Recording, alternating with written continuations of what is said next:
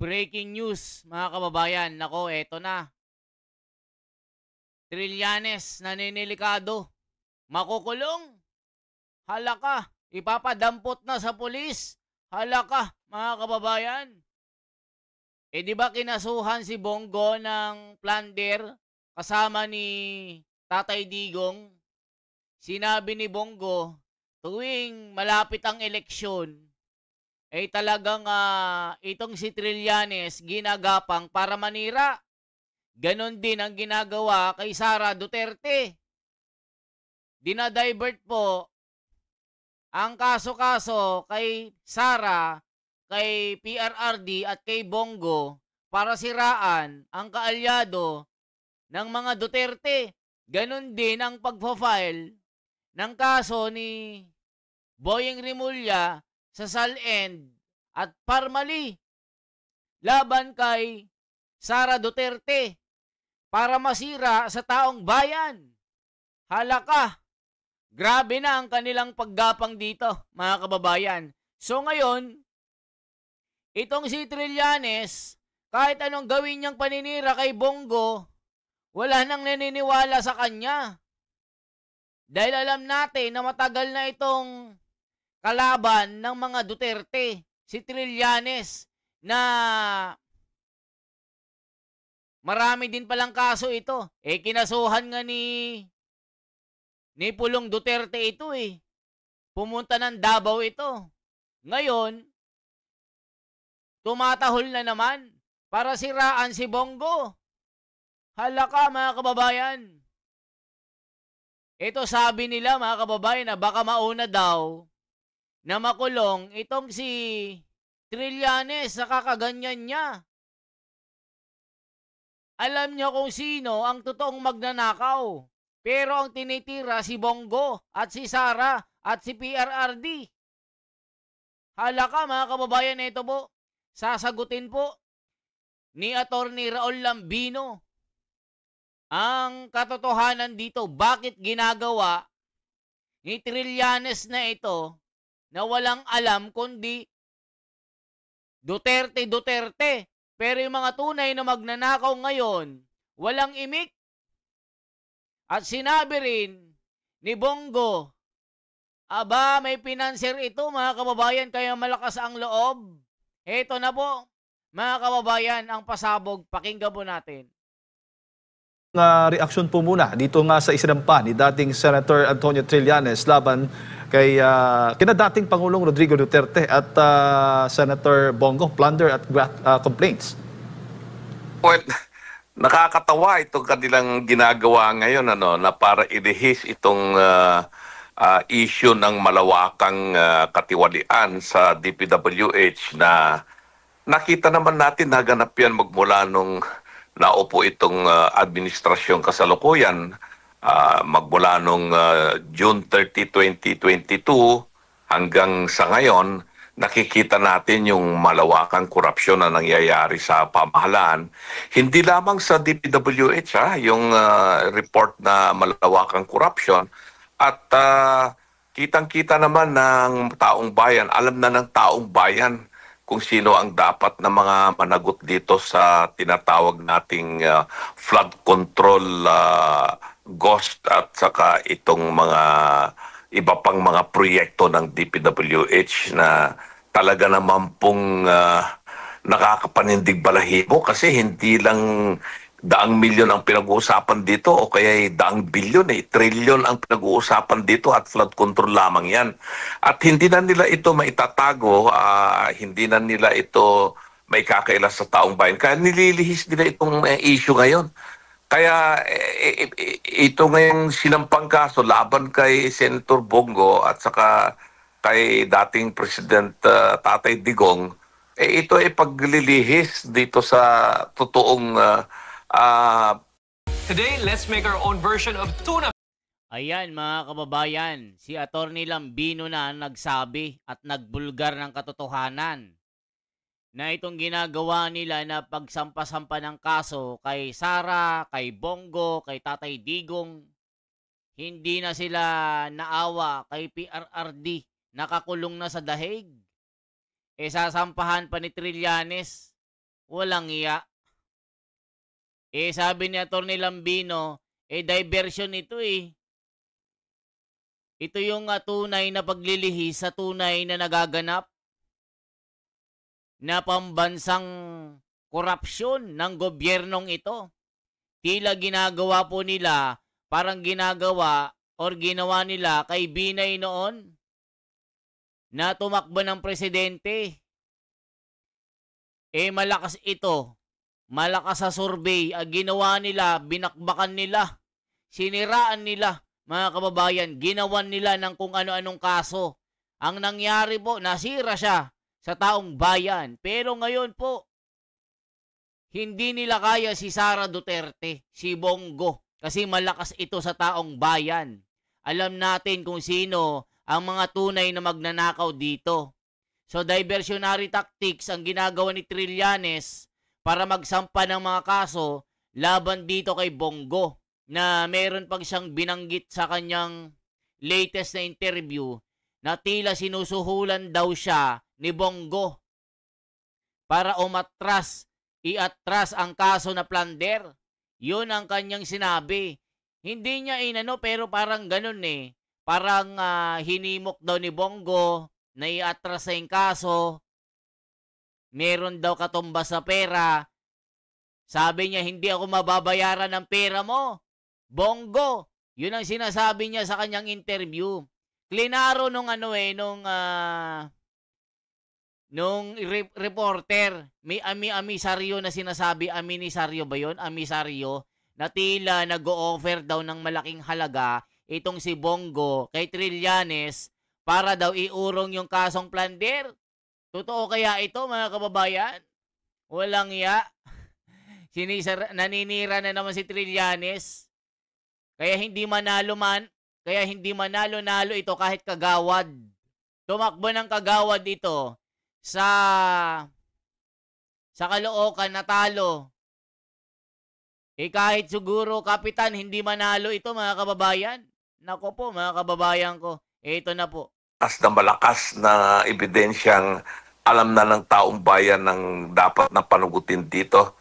So ito ay isang sa tingin ko nagpapapansin lamang yan yung dating senador na wala nang pumapansin sa kanya at gusto lang siyang mapag-usapan o kaya ay nagpapagamit. Alam naman natin kung ano yung kanilang punteriya rito. Siraan si dating Pangulong Digong at siraan si BP Sara at siraan din si Senator Bongo na siya ang naging number 1 na nahalal na senador ng nakaraang halalan. O, kita nyo, mga kababayan, halatado po at bistado ang kanyang paninira dahil kasi Senador Bongo number 1 na senador na inihalal ng taong bayan. Itong si Trillanes nagpapapansin. Alam natin ang kanyang kulay ng kaluluwa, itim ang kaluluwa. Itong sabi, nagpapapansin na hindi naman na pinapansin at talagang nagpapagamit sa mga kawatan. Hala ka, mga kababayan ko. Matindi po ito. So, politika ito lahat, Admar, Jade, itong ginagawa nila at gusto nilang mapagtakpan itong totoong may malalakas na mga ebidensyang korupsyon na naganap dito sa DPWH. Opo, ayon nga daw sa reklamo, may 7 billion pesos daw na proyekto ang napunta sa kumpanyang konektado sa pamilya ni Senator Go. Sa batas po ba, itinuturing po na conflict of, ano po yung itinuturing na conflict of interest o ito po ba ay malinaw na kaso nito? Wala namang kaso yan actually kung tutusin, kung totoo man na itong pamilya ni Senator Bongo ay nagkaroon ng mga kontrata sa pabahalaan kaugnay dyan sa mga flood control na sinasabi. Kung ginawa naman nila ng tama at maayos naman ang pagkagawa, hindi naman structurally defective, hindi naman ghost project, wala namang overpricing, anong masama doon? At hindi naman pinagbabawal na sila ay makakontrata sa gobyerno. Dahil iba naman yung personalidad ng senador sa personalidad ng mga implementing agencies Ang masama, kung si Senator Bongo ay Secretary of Public Works o kaya Undersecretary ng Public Works, tapos saka sila nakakuha ng mga kontrata sa gobyerno, yun ay pinagbabawal sa batas yan. Pero ang isang congressman o O ngayon mga kababayan, ipakita natin itong si Trillanes. Ano sinasabi niya? Ito po mga kababayan ko. Panoorin po natin. Para malaman natin. Yung politikong nasa likod, di ba? Ng mga proponent. Ito, tatay na at saka kapatid eh. O, isipin Nung nyo. special assistant to the president, Oh, ang nag-award nung total value nito lahat Kung is ano-ano 7 billion paninira pesos. So hindi yan chump change, di ba? Malaki yan. Pero ang pinakamalaki is yung kay Pulong. Pero hindi. Alam natin na magkadugtong ang bitukan yan. And that's how the law defined it. So ito, to cite lang yung ginawa nung kay Bongo. Dito, yung issue nila Diskaya, hinahanap natin kung sino yung politikong nasa likod. Di ba? Ng mga proponent. Ito, tatay na at saka kapatid eh. Nung special assistant to the president, ang nag-award nung total value nito lahat is 7 billion pesos. So hindi yan chump change, di ba? Malaki yan. Pero ang pinakamalaki is yung kay Pulong, pero hindi. so yan mga kababayan. Kung ano nung sinasabi ni ito po, Bongo. Next ICC arrest daw. Nako po mga kababayan, ipapadakip si Bongo. Nakulong na nga yung amo niya eh. Ngayon, di siya naman ang isunod natin. Pagkatapos maghain ng kaso ng plunder si former Senator Antonio Trillanes laban kina Bongo at former President Rodrigo Duterte sa Ombudsman, may matindi na naman siyang pasabog. Yan mga kababayan. Next ICC arrest, Bongo first. Bato first. Then next year, Bongo. Ala ka, mga kababayan. Talagang si Trillanes ayaw tumigil po sa kanyang kakasira at ginagamit niya po yung kapangyarihan ng kanyang mga amo para pigilan ang mga kaalyado ni Tatay Digong. Kasi nga itong si Bato, Bongo malalakas ito kasama ni Sara Duterte. Para sa 2028, si Sara din yung kanyang ipahuli. Aba, mga kababayan, ipapahuli daw niya sa ICC itong si Bongo at General Bato. Grabe itong si Trillanes, matindi. Matindi mga kababayan, ano? So check pa natin ito. ang isang senador ay mayroong mga kamag-anak o may mga kapatid o kaya may mga anak na nasa construction business, hindi naman nakikialam ang kunay. Kung titingnan mo yung batas, wala naman silang pakialam doon sa implementasyon ng mga proyekto ng government, kahit na yan po ay sabihin natin hindi naman sinasabing yan ay mga insertions o kaya pork barrel ni Senator Bongo. Wala namang gano'n, no? So anong krimen diyan? Anong katiwalian ang sinasabi? So yan ay talagang propaganda lamang lahat yan. Nabasa ko yung lumabas sa pahayagan at napanood ko yung mga naglalabasang mga video. Lahat yan, kasama yan sa naratibo ng kasalukuyang pamahalaan para ilihis nila yung totoong nangyayaring corruption dito sa kasalukuyang administrasyon. So baga sa inyo pong pananaw, attorney, wala pong sapat na basehan yung mga alegasyon ng katiwalian, pandarambong na ibinabato laban po sa dalawa? Walang-wala. Talagang paninira lamang kay Senator Bongo yan at paninira sa pamilya Duterte itong ginagawa nito. Wala nang yan Wala nang ginawa yan kung hindi talagang magpapansin at pagpilitan yung kanyang nais na makabalik sa politika, kaya ganun ang ginagawa niyan. Opo. Considering na may bagong ombudsman po tayo, attorney, bilang isang abogado, paano po niyo tinitingnan na ang posibilidad na umusad po ang kasong ito dyan sa ombudsman o sa Sandigan Bayan?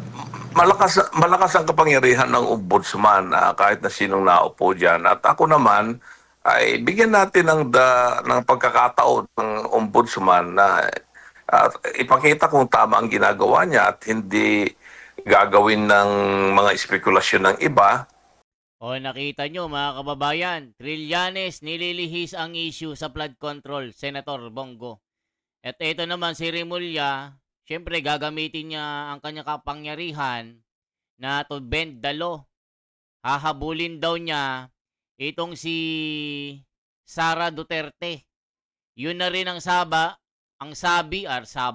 Yun din ang sabi ni Trillanes na expect the ombudsman na hahabulin si Sara Duterte. Ito po yung plano nila. Kaya nga po itong si Boying Remulla nalagay na ombudsman kahit may kaso, kahit hinarang ni Marcoleta dahil po sa kanyang paglabag sa batas na bend the law sa restitution, wala pa rin kasi nga syempre hawak siya ng bossing So gagamitin po itong ombudsman para habulin si Sara Duterte, lalong-lalo na hindi nila papaabutin ng 2028. Nako po mga kababayan ko, matindi ito. Na ang pupuntirehin lang ay yung mga kalaban sa politika ng kasalukuyang administrasyon. Ay sana naman ay hindi ganun ang mangyayari. At isa yan sa ahensya ng gobyerno na itinalaga ng mismong saligang batas ang ombudsman, no? Na siya ang mangangasiwa sa pagbabantay sa kaban ng bayan. Kaya andi dyan ang ombudsman na inaasahan natin na gagawin ang trabaho at hindi gagawing parang armas o weaponized agency para takutin o kaya iharas o kaya ang pupuntiryahin ay yung mga kalaban ng politika ng kasalukuyang administrasyon. So, tingnan natin na bigyan natin ng pagkakataon ang ombudsman na patunayan na ang kanyang gagawin ay para sa taong bayan at hindi para lamang sa mga politiko na kasalukuyang nakaupo ngayon. Yan mga kababayan. So anong masasabi nyo dito sa mga banat ni Trillanes at Boying Remulla na ang kanilang target, Senator Bongo, General Bato, itong si Sara Duterte na talagang tinitibag nila dahil nga malakas ito na maging Pangulo. Baka nga mamaya Vice President pa itong si Bongo or si Marcoleta, mga kababayan. So yan lamang po ang ating bahagi. Once again, ako si The Wonders Philippines. Isang like, isang share po at isang subscribe. Huwag po tayong matutulog. Huwag tayong padaya sa mga taong mandarambong. Lalong-lalo na sa ginagawang pagnanakaw ng mga kawatan na very well organized syndicate dito sa ating bayan na pagnanakaw. Salamat po.